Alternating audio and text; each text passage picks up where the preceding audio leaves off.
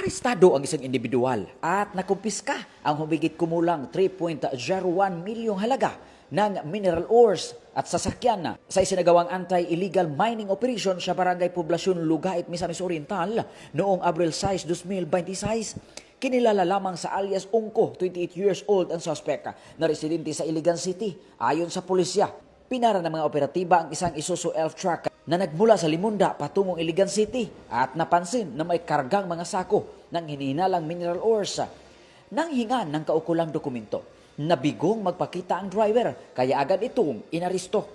Na-recover sa operasyon ang isang Isuzu elf truck na nagkakahalaga ng 1.3 million at 171 sako ng hinihinalang mineral ores na nagkakahalaga ng 1.71 million na may kabuang halaga ng 3.01 million. Kasalukuyang nasa kustodiya na ng Lugait Municipal Police Station ang suspeka para sa kaukulang disposisyon at pagsasampa ng kaso sa ilalim ng Republic Act No.